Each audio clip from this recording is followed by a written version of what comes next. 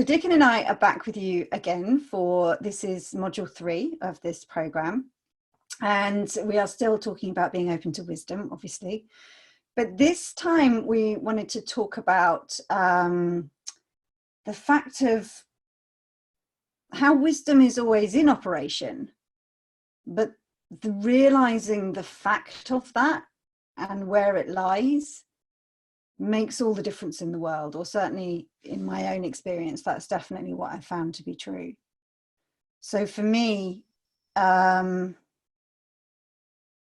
what I'm noticing, and again, I'm just going to keep coming back to my gardening project because it's just given me so many examples at the moment. It's like I started this project. I have no idea how to garden, what to do, what goes where to start, nothing. And as I start trying to figure it out, I kind of get stuck. And for me, what's so helpful to know is, instead of like really thinking about it more and trying to figure it out more and trying to get the right answer, and if only I could do this, and staying up all night thinking about it, mulling it over, ruminating over whatever the challenge is, and there have been many, that I know there's this amazing resource we have at our disposal, that the answers to something as common sense, as practical as every day as the next move of what I'm going to do in the garden, come to me, not from my thinking mind, but kind of seem to show themselves to me when I'm not ruminating and thinking about my problem and thinking about me and how I can do things and how I should do stuff better. And so for me, one of the most beautiful gifts of this conversation is, every time you're stuck, knowing the direction to look. So practical, so helpful to know that. And for me, sometimes just simply knowing not that way is all that's required. Good thing to know for any of us. I didn't know it could be easier than I'd been making it my whole life.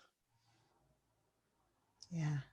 I mean, I had to learn that when I'm thinking about things, I'm in my computer. And you can't get wisdom out of a computer. Can't get love out of a computer. It's not found in the computer. Now, this helps some people, may not help everybody. But I liked hearing Sid Banks talk really big picture about wisdom. There's an infinite field of energy in which we're living. And very, very simply, it knows how to create universes and people, and it knows how to operate what it creates. It's not personal. It's not in us. We are living in a field of wisdom. Now, that did something for me. It's like, as my friend Elsie Spittle says, it's not just that wisdom has our back, wisdom is our back. Mm. Our true essence is we are intimately connected to this field of intelligence the way a wave is intimately connected to the ocean. We're part of this field of energy, so we're part of this intelligent field. Now, in human beings, it's really simple. Like you said, it's so, on the practical level, see, that's the metaphysical level, which I really dig. That's, oh my God, we're spiritual beings. Everybody is connected to this divine source of intelligence or wisdom. No one can say, I'm wiser than you. That would be like one wave saying, I'm more ocean than you. Mm. You know, it's not possible. We're all equally wise in terms of our nature. And the simple thing about the 3 principles in my mind When I learned that I live in the world of thought, I start recognizing by my feeling when my thinking is not being helpful, and I just step back from that thinking. Like you said, we, instead of leaning into our thinking, we just step back from our thinking, and where we land is in this open field of awareness, presence, what Sid called the now. You take any human being, when they close the laptop of their computer and come into the now, they're wide open and receptive to this deeper intelligence. And the very, very practical nature of this intelligence, you take any human being on this planet, and I was glad I was included in this equation, that when I'm resting in the now or the unknown, where my intellect doesn't know anything, I've closed the intellect, I've closed the laptop, I'm not in my thinking or paying attention to my thinking, I'm just wide open. In that wide openness, this deeper intelligence will create something new and fresh, that's healthy, that's uplifting. It will bring us always. As I rest in the now, no matter what I'm feeling, I could be so upset as I'm really resting in the now, paying no attention to my thinking, not listening to it. That thinking starts to quiet down after a while. And when it quiets down, there's clarity. And any human being, as their thinking quiets down and there's more clarity, this intelligence, this wisdom, I love how this works for everybody, brings us feelings that uplift and new and fresh thinking that's very responsive, creatively responsive to whatever is going on in our life. So I love your story, Nick. Yeah. You're stuck, which just always means we're stuck in our computer. We're stuck in our thinking. We're trying to get wisdom out of a stone. You can't get it there. So realizing that, you just let go of everything you're thinking, everything. You close the laptop, you step away from the screen. Like we tell our teens, step away from the screen, put down your phone, put down your laptop, stop thinking about your life. And in that open receptivity, we are built, designed, hardwired to have this intelligence bring us exactly what we need in that moment, feelings that are helpful in that moment, and thinking that's helpful in that moment. And that thinking we call common sense. See, what I love, that comes from. no, I was just going to say, what I love common sense is just thinking that comes from this common deep ground, this universal mind that helps us make sense of life. Like it helped you make sense of, how to proceed with your gardening project. Yeah. And what I love, Dickon, is that it just took me so long to see this that I just kind of want to say it out loud in case it's helpful for anyone. And I forget it all the time. But as I'm listening, and I've listened to you right from the get-go, right? And you talk about like stepping into the now and putting your thoughts down. And I'd be like, yeah, but so how do I do that? Like, how do I do that? And what I didn't realize is that's already how it works for every human being on the planet. So every time you've been caught up in thought, and then 20 minutes later you realize you're walking the dog and thinking about your shopping and you're not stressed anymore, right? Or every time you're really angry with your partner, and then 2 hours later you're sitting next to them on the TV and you've forgotten you're in a mood with them. That what you've just described there, Dickon, that is a description of how it already works all the time. Like, it's people like, how do I get it? How do I get it? How do I understand this? I want that. I don't want to struggle so much. And the really cool thing is, don't worry, you already know how to do this. You've done this every day since you're born. You already know this. You know this already. It's always been how we operate. This isn't something new that you have to learn about. It's not learning a new skill. No. Not learning a new skill. Yeah. And then how cool is that? So hopeful, because I think when people listen to this, especially if you're anxious and stressed and you're like, I want to figure out how to get out of this. And so I know they're telling me to do something. And if I could just do that thing, if I could do that thing that Dickens says, then I'd be okay, because then I'd be able to stop feeling anxious whenever I want to. And it's like, no, isn't it cool to know, if you can hear this, that there isn't anything new for you to learn. This is the way it's always worked. And if you look over your experience over the last 24 hours, you'll see evidence of it. It already works that way. And as you start to get eyes and an appreciation for the beautiful effortlessness that, wow, I have a skill I never even had to learn, right? It's like we were given this capacity and gift to learn how to speak, right? Most of us. And at the same time, we've given this capacity to drop out of thought, experience to change, and something beautiful, healthy thinking come through, and a different experience of life. Like, we're already built that way. Beautiful. One of the most helpful things anybody can understand is that it's not something we have to learn how to do. It's something we do constantly. It's so natural. Listen, if people couldn't disengage from their thinking and come into the now, they would never have any common sense. They wouldn't be alive. No one could make it to age of 5 without common sense.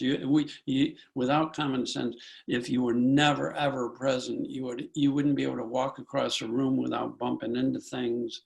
You would have you'd be bumping into walls. You wouldn't know when to eat. You wouldn't know when to sleep. You wouldn't be able to listen, because listening is another word Sid Banks used for being in the now.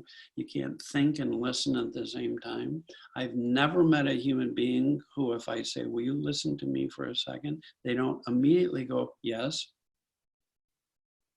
Now, this is the person that a minute before was saying, how do I do it? It's so hard, I can't do it. And I say, listen, they go, okay, and they do it. And because we don't know that it's our natural state. We don't know that at any moment we stop trying to do something, we're in the now. So listening, when I'm talking to a client, they're saying it's impossible, it's hard, I can't do it. I guarantee that throughout the session, at some point, they look up from their thinking and listen to me or look at me. At that moment, that's it. Yeah. You're saying it's impossible. You're saying it's hard. Look at, there it is, there it is, there it is, there it is. Once you recognize this natural state that Sid called the state of no thought, sometimes he called it pure consciousness, presence, just openness to life, just being yourself without trying to do anything or be anybody, just being yourself is the most natural thing in the world. It's the only thing we can't do. So to ask, how do I do it? You can't do it. No. And it's as natural as can be, and all day long, we step into the now. You can't drive a car unless you get into the now. You can't make dinner unless you get into the now. But it's when people are stressed and upset, they don't tend to step into the now, knowing that that's where everything is going to work out. They start thinking harder about things. Why do they do that? Well, they don't know that there's wisdom. They don't know that wisdom is always there, ready to lift your spirits and help you do whatever you're trying to do, and you can't think your way to it. No one can. It's not personal. When we're in the now, instantly we're being guided and live. You know, it's that simple. You make dinner. You smile at your friend. You listen. You respond. You drive your car. It's just ordinary. It's just ordinary. And it reminds me of what we were talking about on the last couple of modules, where, you know, like I know people walk around like, I'm looking for a nice feeling. I'm not in a nice feeling. I'm looking for a nice feeling. I'm not in a nice feeling. I don't like being in this feeling. I hate being in this feeling. Where's that nice feeling? I know that sometimes I can feel a nice feeling. I know that I'm sure Dickon lives in a nice feeling. How do I get me some of that, right? Like, how do I find this peaceful little peace of mind, deeper peace of mind, this lovely state? And I know, because I might have touched that space in my life, and I know what it is, and I have a hankering for more. And why am I not in it right now? Like that, I put that in my Facebook group this week. It's like, why is got to be one of the biggest roots of all evil, right? Because why is a direct deep dive. And I know I'm going to jump deep dive right into a pile of thought with why. And it's like, why am I doing this? Where is the nice feeling? What do I need to do? How do I push this thinking away? And it's all effortful, and it's all you start drowning in thought. You start drowning in thought. And you read me a beautiful poem, but it's like, no, we're designed to float, right? You know, like we rise above, like it can feel like you're being swamped in thought, and you know that you're trying to kind of gasp at the surface for, you know, there's something nicer there. But when we stop struggling, we float. And we never not float. Sometimes it feels like we're drowning, but floating never leaves us. The ability to float never leaves us, no matter what. And so it's not even that you leave a state of distress and then find a state of wisdom and openness and now. It's like, that's always there. It's just sometimes there's massive piles of streams of thought pouring over the top of us. But it's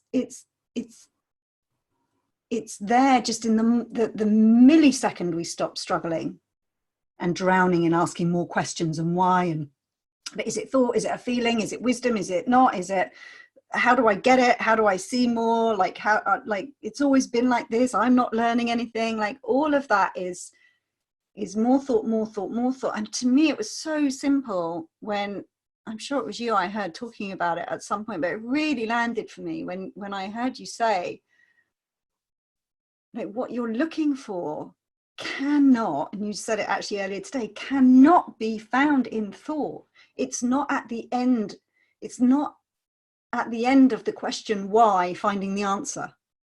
It's not at the end of doing something with your thinking. It's not at the end of trying to find something new. It's not at the end of, I must put the laptop down. That's all thought. That's more thought and more thought, and it can't be found there. So for me, when I realized it cannot ever, will not ever be found there, that's when it started to make sense to me to just give up trying. And as soon as we give up trying, we float. It's just the way we're designed. And so to me, and I know I said this earlier, but like, not that way is so incredibly helpful. Like wisdom, like we always float anyway, right? Regardless of whether we realize we have this resource or not, we have the ability to float. Whether or not, it always happens anyway. You just got to look at a little child, right? They don't know they have the ability to float, but they, you know, they get caught up, they fall out of it. They get caught up, they fall out of it over and over and over again. And they don't know they have the ability to float, but they know they have the ability to float, right? It's part of their knowing, unquestioned.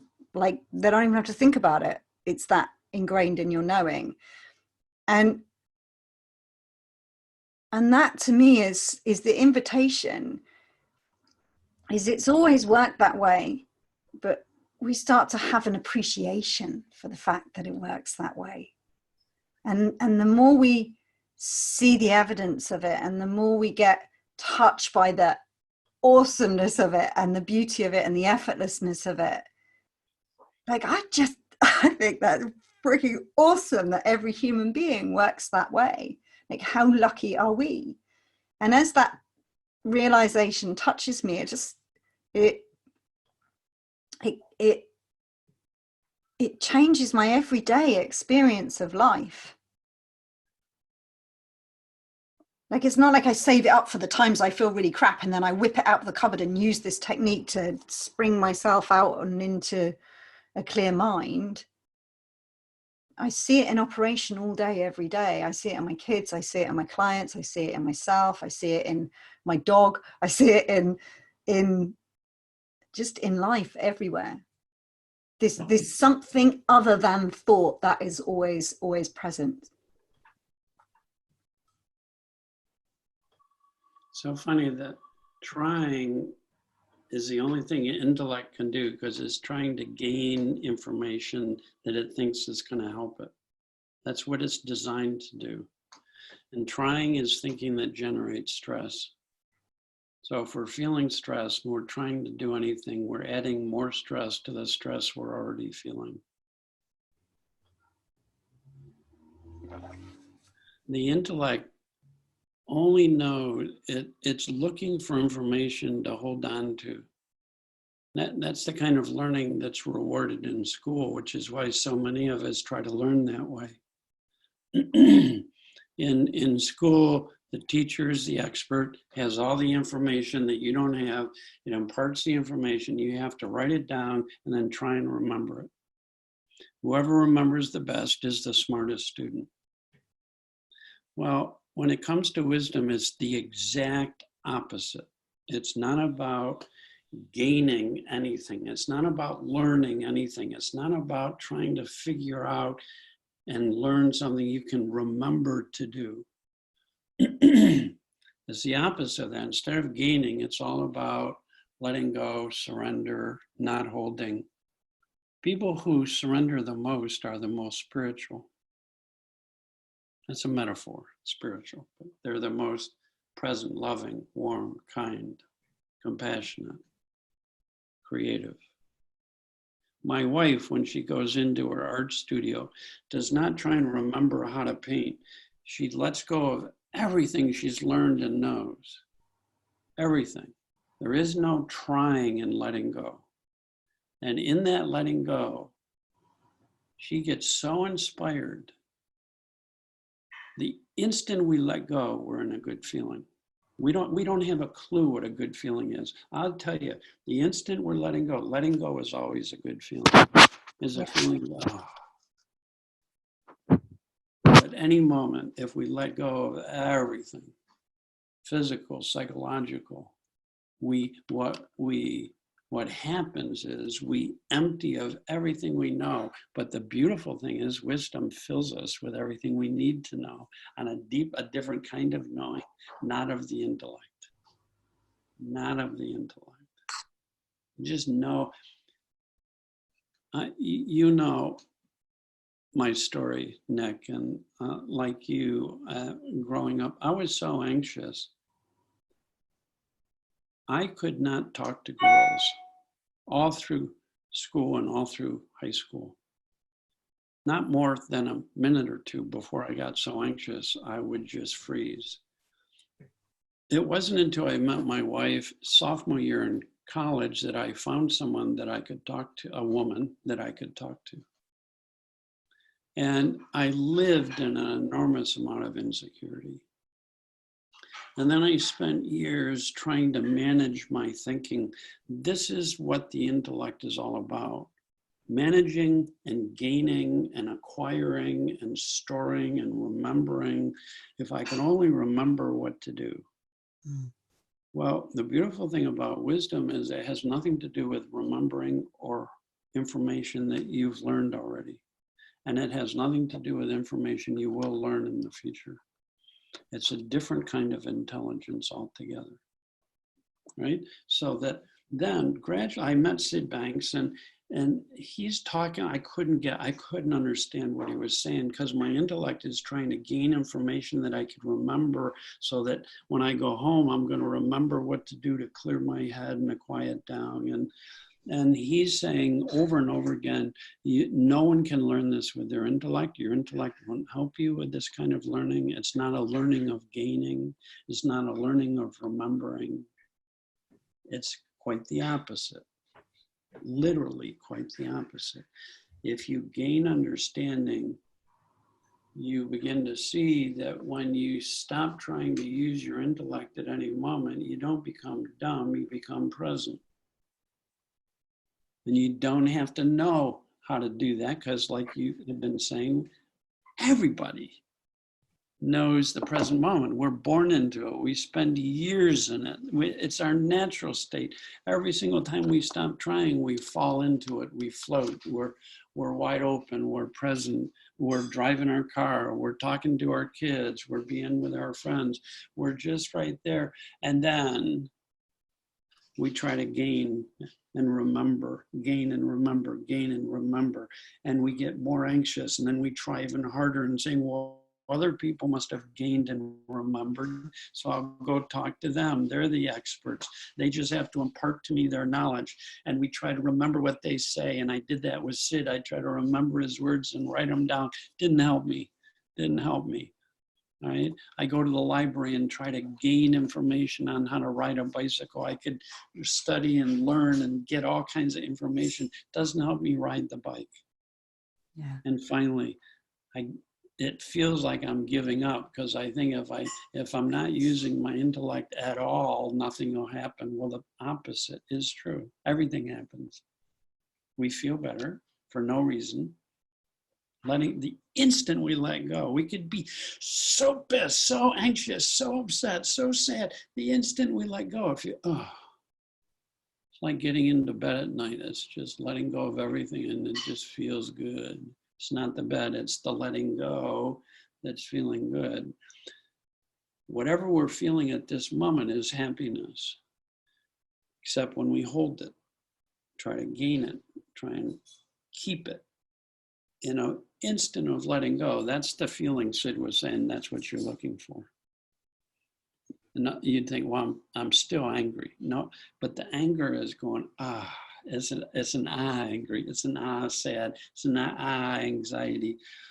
Talking to a woman in Ireland who would get so paralyzed by her anxious thinking she couldn't drive. And sometimes we'd talk while she was in the car. It was so fun. So fun. And she kept thinking, well, I have to be in this great feeling, and I have to, and that, like you've learned, Nick, so well, that's a myth. That's not true. Mm-hmm. The instant we're not trying, and not trying to gain, not trying to remember, not trying to learn. That's it. Can't be any better than that at any moment ever. So speak a little bit about this. I know we've kind of been talking about it all the way through, but I know my clients pretty well. And yeah, but I know it's just my thinking, and I know I need to put it down, but I can't. I tried for like half an hour, and I just can't. I want you to know that it's your thinking. That's how I don't want you to know it's your thinking. Now you'll be thinking about your thinking. I want you to know that it's thought. Thought is a formless intelligence that can't be known by the intellect. You can know everything you can know about thinking content. It won't help you one bit.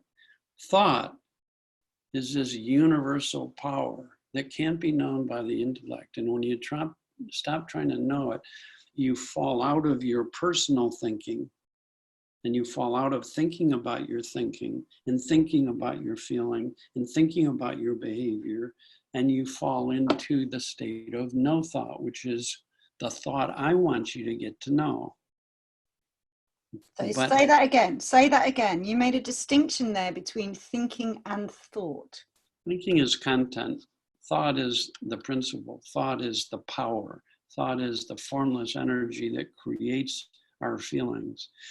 Thinking doesn't create our feelings. The power of thought does. It's a universal power. We can intuit that power. Everyone can, but not with their intellect. You can't learn what's beyond the intellect, or what's creating the intellect, or what's running the intellect with your intellect. You let go into the unknown, into not knowing. I guarantee you'll be learning about thought like you never learned before.